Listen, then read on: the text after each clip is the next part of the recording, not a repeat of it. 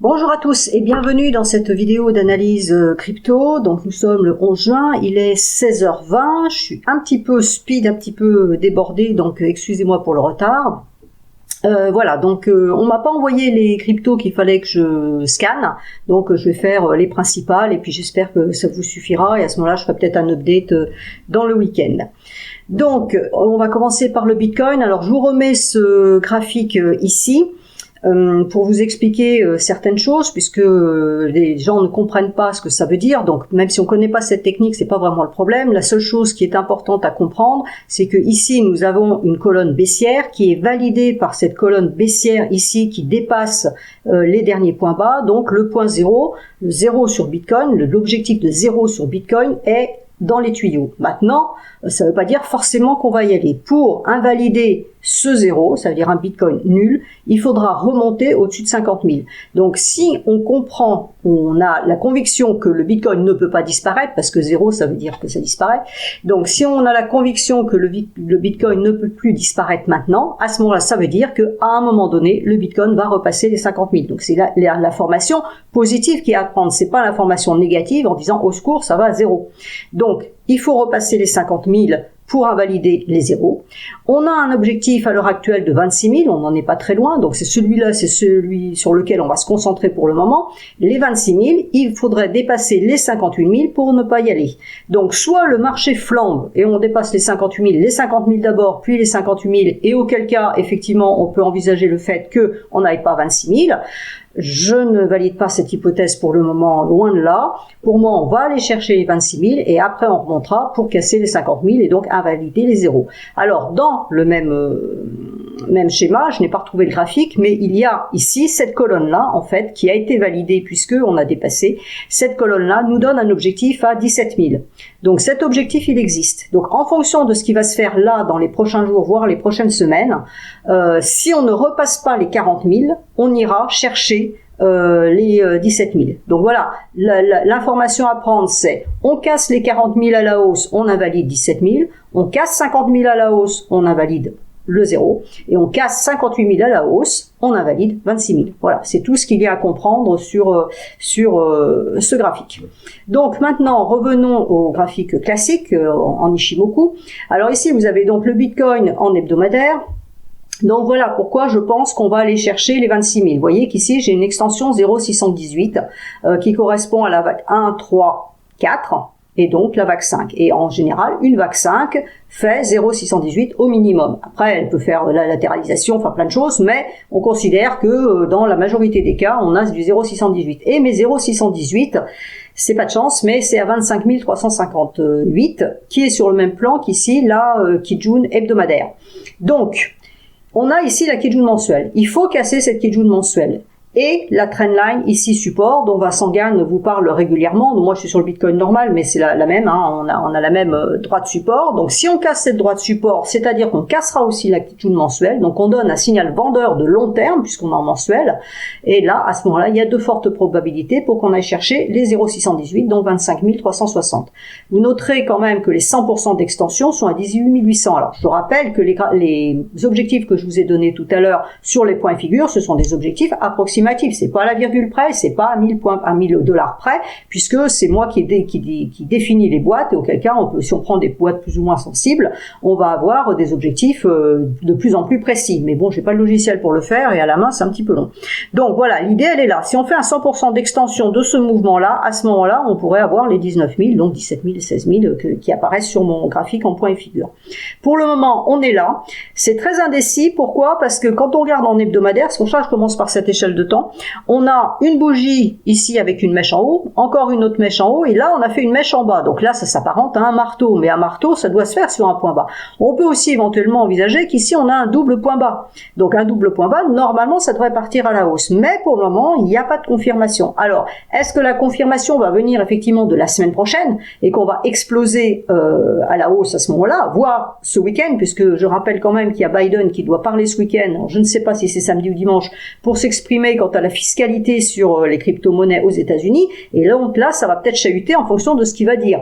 Alors, je parierais plutôt pour une baisse, mais ça c'est mon avis tout à fait perso, hein, donc on ne prend pas en compte mon avis. Donc voilà, deux hypothèses où ça ne plaît pas au marché, et dans ce cas-là, on va enfoncer la Kijun et ça, et on va aller chercher ça. Alors pas forcément en une séance, ça peut, mais bon, c'est pas l'objectif. C'est simplement de dire qu'on risque de casser ce double niveau ici, donc à 34 350. Ou alors, les nouvelles plaisent au marché, et à ce moment-là, on peut peut-être exploser à la hausse, et auquel cas, on irait dépasser la Kijun hebdomadaire ici, à 42 000, et donc on est bien en train d'invalider l'objectif que je vous ai donné, si on dépassait les 40 000, donc les 17 000 points sur le Bitcoin. Donc il est bien évident que si on invalide les 17 000, si on ne va pas à 17 000, on peut pas aller à zéro. Hein, c'est aussi la conséquence logique, enfin je veux dire, de ce type d'analyse. Donc, en se mettant en plus court terme, en journalier, alors qu'espérer de ce week-end? J'avoue que je suis un petit peu indécise et j'avoue que je ne sais pas trop quoi raconter, donc je vais essayer de faire intelligent, mais c'est pas évident. J'ai toujours mon scénario 1, 2, 3, 4, 5. Quelqu'un m'a posé la question ce matin en me disant si ma vaccin était toujours d'actualité. Oui, elle est toujours d'actualité, puisque c'est un scénario de court terme ou moyen terme, hein, tant que ma Kijun journalière, et vous voyez que le problème de la Kijun journalière, elle est ici, hein, elle est en train de faire double résistance à 38 300 avec la droite de sommet ici, qui a été testée 3 fois et qui a tenu. Hein, en principe, le troisième coup, on casse la droite pour aller chercher plus haut. Et là, pour le moment, ça tient. Alors bon, voilà, on a cette petite bougie ici en délit qui donne pas grand-chose. Je pense que c'est une bougie d'attente par rapport justement à ce week-end. Donc l'idée c'est de dire on casse ici à 38 300 et à ce moment-là on peut aller chercher la Kijun. Si on arrive à aller chercher cette Kijun hebdomadaire, à ce moment-là mon scénario de 1, 2, 3, 4, 5 va être invalidé. On aura eu un mouvement en ABC, enfin un mouvement autre, peu importe, on s'en fout du décompte, puisque de toute façon ça sera invalidé. On aura des signaux haussiers, donc à ce moment-là on ira chercher où seront les résistances, on n'en aura rien à faire de comment s'appelait le scénario. Pour le moment ce scénario est valide, j'ai bien un mouvement 1, un mouvement 2, un mouvement 3, là c'est une vague 4 longue, merdique, hein, comme bien souvent les vagues 4, et il manque une jambe 5. La question est, est-ce qu'elle va se faire ou pas? Et là, je n'ai pas la réponse. Je vous dis, pour avoir la réponse, soit on casse ça, et éventuellement, bien sûr, les derniers points bas, hein, il faut casser les derniers points bas, ou alors on repart à la hausse, on casse ce niveau-là, puis ce niveau-là, et à ce moment-là, on invalide le scénario baissier. Et là, on aura un signal haussier. Alors, ça ne veut pas dire que ça sera clear cut, en sens où il va falloir casser ce niveau-là, puis ce niveau-là ici. Donc ça va pas être un long fleuve tranquille, mais ce que je veux dire par là, c'est que pour invalider ce scénario, il faut avoir ces deux configurations. Pour le moment, c'est neutre. Donc si je regarde en plus court terme, alors en plus court terme, en H4, je vais réduire ça un petit peu, c'est un peu plus joli. En H4, voilà, hein, on est en train de travailler la lagging span. Quand j'ai tweeté ce matin, elle était en dessous, elle est passée au-dessus. Pour le moment, il y a un support ici à 37 150.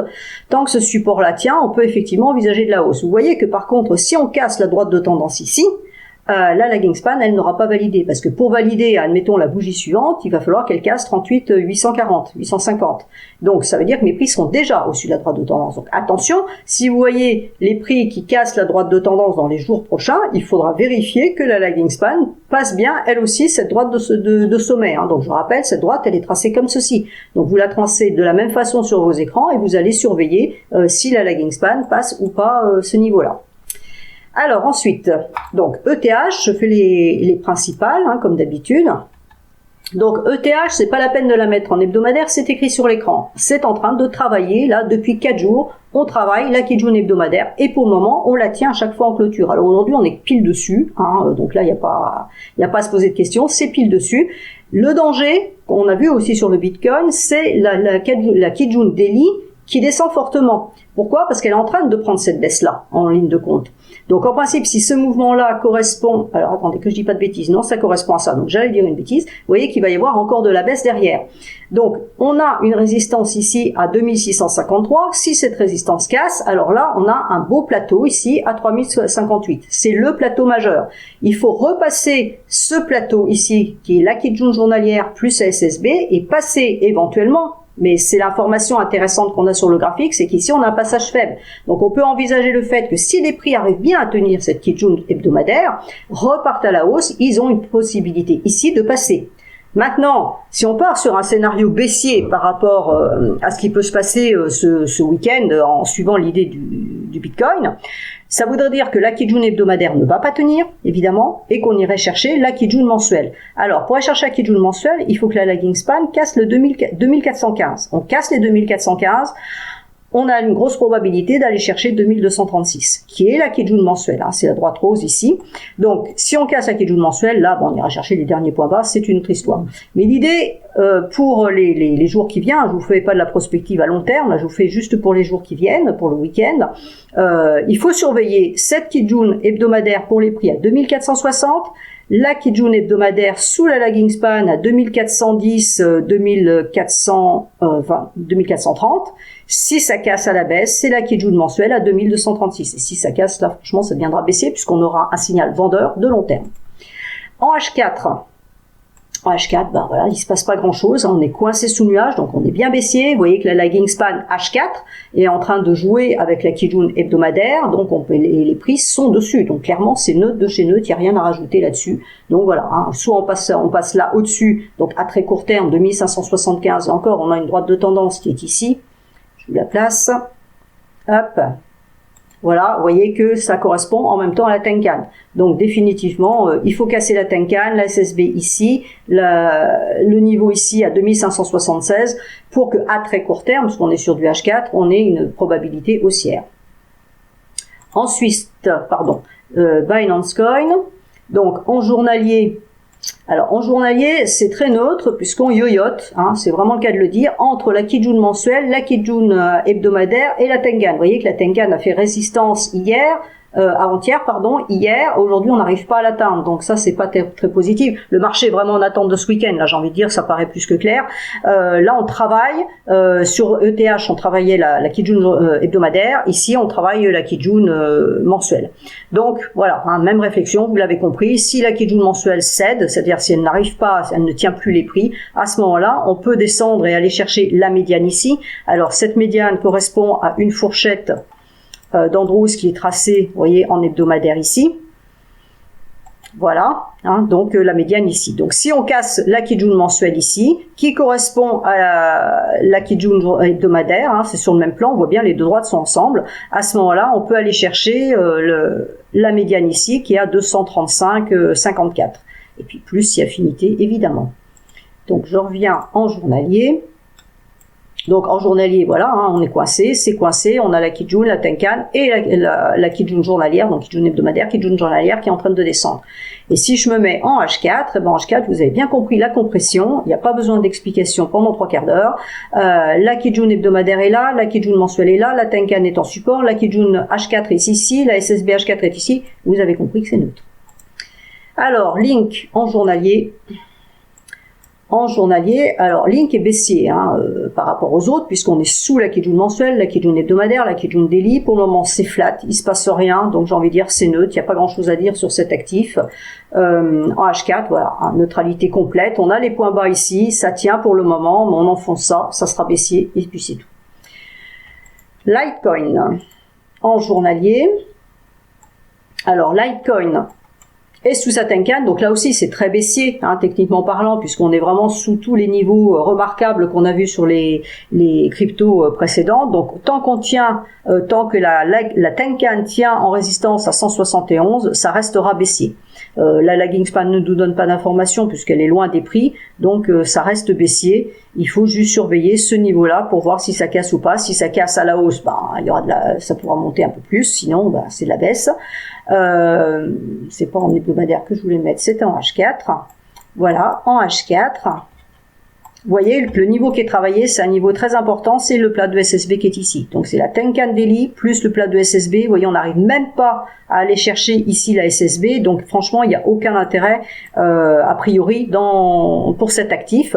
On a la Kijun en support, donc on casse la Kijun à court terme à 163,59, 60. On peut envisager les derniers points bas à 145. A contrario, il y a un petit twist ici. Donc si on allait chercher ce niveau-là, là ça pourrait passer. Hein, si on avait quelque chose qui fasse monter un petit peu, ça pourrait passer ici, mais il faut casser les 176,29 et puis attention à la lagging span qui est loin d'être libre à la hausse. Alors, ensuite je vais faire Cardano. Alors, Cardano en journalier, c'est neutre. On est sous le nuage, donc techniquement parlant c'est baissier, mais comme le nuage était vertical ici, ça a traversé par défaut. On est quand même dans une latéralisation, comme sur toutes les cryptos. C'est baissier, pourquoi? Parce que pour le moment, de toute façon, on est en train de faire, si on clôturait comme ça, on fera une clôture plus basse que la clôture précédente, on fait un point bas plus bas, on a fait un point haut plus bas, on a la Kijun, qui est en train d'appuyer sur les prix, donc c'est baissier. Donc pour avoir un objectif haussier sur Cardano, il faut dépasser les 1,70. Tant qu'on est en dessous des 1,70, il n'y a rien à faire. Et là, dans l'hypothèse d'une baisse, le premier support est à 1,32, on va dire, et le deuxième support, c'est la Kijun mensuelle, toujours pareil, à 1,2668. Donc, l'idée, comme sur les autres, si ça vend avec les annonces de Biden ce week-end, à ce moment-là, on peut envisager ce double support. Et si ce double support lâche, à ce moment-là, on aura bien notre VAC 5. Alors ici, on n'a pas d'apparition de VAC 5, car on est plutôt dans un mouvement ABC. Donc la réflexion, elle va être la même. Ici, si on met une extension Fibo, voilà, on aura donc la vague A qui serait ici, la B ici, et donc le 0,618 ici qui correspond, qui se trouve entre ce niveau-là et ce niveau-là et quasiment sur le niveau de Kijun ici. Donc c'est assez intéressant. Et donc le niveau est à 1,016. Voilà, 1,016, ça pourrait être un objectif à aller chercher si on casse donc la Kijun mensuelle à 1,2658. Alors, je vais en faire d'autres. Donc Solana en journalier. Donc on a une double résistance ici, je la laisse pour le moment, je l'enlève pas parce que les prix pour le moment restent techniquement, c'est toujours compliqué un petit peu, c'est à la fois haussier parce qu'on est au-dessus de la Kijun, mais neutre parce qu'on est dans le nuage, mais enfin ça ne donne pas de signal vendeur vraiment pour le moment puisqu'on reste au-dessus de la Kijun journalière. Donc la double résistance correspond ici au plat de SSB et au plat de Tenkan qui est ici. Donc voilà, j'ai une double résistance à 43,62, 45,10. Tant qu'on ne casse pas ça, la probabilité haussière est extrêmement faible. A contrario, si on venait à casser le niveau ici, je vais l'ajuster quand même un peu correctement, voilà. Donc à 39,36, non, c'est 38,68 autant pour moi. À 38,68, si on casse le niveau des 38,68 ici, à ce moment-là, on peut envisager plus de baisse avec un objectif à 31,9 voire 29,76. Alors on aura un objectif intermédiaire ici à 35,46 qui correspond au plat de Kijun qui est ici, vous voyez, qui a été quand même plus ou moins travaillé. Bon, là pour le moment, support, on a la Tenkan plus la Kijun. Donc pour moi, il y a un support, il y a une neutralité ici entre ce niveau, donc il n'y a rien à faire non plus sur cet actif dans l'immédiat. Si je passe en H4, on voit parfaitement la neutralité. On a la Kijun ici H4, pour le coup, qui est en support. La lagging span ne la traverse pas, donc ne valide pas de baisse. Ici, on a ce qu'appellent certains un faux signal qui n'est pas un faux signal puisqu'on a cassé la Kijun ici et on est reparti, on a invalidé immédiatement derrière. Donc il n'y a pas de faux signal et ça c'est le niveau de Kijun journalière qui n'a pas été enfoncé en clôture. Donc il n'y avait pas de faux signal ici. On est neutre dans le nuage, un doji, la Tenkan en résistance, les deux Kijun en support, la lagging span qui ne valide pas, donc c'est neutre de chez neutre, il n'y a rien à dire. Alors, ensuite, je vais faire quoi? Ada, je l'ai déjà fait. Néo, je l'ai pas fait. Alors, Néo, hop, ici, en journalier, donc neutre. On est sur le plat de SSB qui est ici. On travaille. On est allé chercher la Tenkan hier, ça a été refusé, et aujourd'hui on va pas la chercher, on attend. Alors on fait des points bas plus hauts, mais enfin je m'arrêterai pas à ça pour dire que c'est haussier, puisqu'on fait en même temps des points bas, des points hauts, plus bas, donc voilà. Là la Kijun descend aussi, les niveaux importants sont au-dessus, donc techniquement parlant c'est baissier. Maintenant il va falloir casser effectivement les supports ici pour de magnifier plus de baisse. Et si je le mets en court terme, vous voyez bien la structure totalement neutre. La Kijun est en résistance ici. On a donc ce support qui tient pour le moment. Donc vous voyez qu'il se passe absolument rien. C'est neutre de chez neutre. Il n'y a absolument rien à dire là-dessus. Alors, je vais faire Matic. Parce que les gens m'en parlent. Donc, comme je ne sais absolument pas de quoi il retourne, on va faire Matic. Alors, Matic travaille sa Kijun hebdomadaire.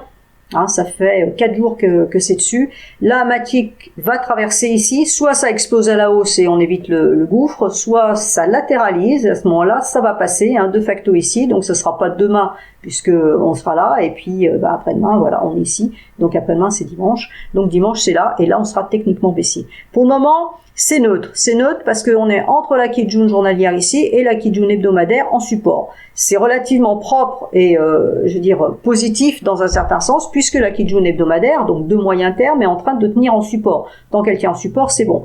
Maintenant voilà, hein, là on est légèrement en dessous, donc pour le moment ça sent pas très bon. On a une résistance ici qui est à 1,51. Donc on casse 1,51, on aura 1,73 en dessous, au-dessus, et après on a la droite de tendance pour embêter tout le monde ici qui se trouve vers 1,94. Donc vraiment pour espérer à nouveau de la hausse plus pérenne, hein, de plus long terme sur cet actif, il faut dépasser cette droite de tendance ici. Alors on fait attention à la lagging span parce que là elle s'approche de droite majeure, hein, elle a déjà la Tenkan qui est en même temps que la Kijun hebdomadaire et la Kijun daily ici. Donc si elle casse tout ça, elle a un bel obstacle ici aussi avec les prix, donc elle est loin de pouvoir valider une hausse, ce qui veut dire que si les prix ici tentaient une hausse, ça serait compliqué. Hein, ou alors il faut vraiment monter à la verticale, là, demain en l'occurrence. Hein. Si on monte pas à la verticale demain, je pense que la hausse est un petit peu compromise. Bon, maintenant je relativise en sens où il y a Biden, où on n'est pas à l'abri de Musk non plus qui nous dise un truc et qui chahute toutes les cryptos. Et en H4, ben voilà, on voit bien la compression ici, donc entre la Kijun hebdomadaire qui, donc on a vu l'aller-retour hein, en daily ici, donc voilà, on a cassé, la bougie suivante invalidée, et puis là on a eu exactement le même phénomène sur la Kijun H4, où on a cassé et on est revenu en dessous. Donc on voit bien qu'ici il y a un travail qui se fait, c'est neutre complet, ici on est passé en dessous, on est revenu chercher, maintenant on se stationne là-dessus, donc clairement il n'y a plus rien. Et enfin je vais en faire une dernière, XRP, donc en journalier c'est neutre, on a une bougie neutre, on est sous la Tenkan, sous tous ces niveaux-là, donc c'est neutre de chez neutre. Et en H4, eh ben, on est coincé par la Kijun H4 qui tient. Voilà, ça fait 6 bougies que ça coince là-dessous. On a une tentative ici, on n'a pas réussi à aller chercher le niveau qui est là, on est reparti à la baisse et là ça attend quoi, je ne sais pas, mais ça attend quelque chose. Voilà, donc n'ayant pas eu vos demandes particulières, donc j'espère que là j'ai couvert suffisamment de crypto pour vos besoins, et puis je vous dis à la semaine prochaine, et soyez très prudents ce week-end, hein, vaut mieux fermer les positions si on est dans le cas de trading, ça me paraît être un conseil relativement sage. Et je vous dis donc à la semaine prochaine.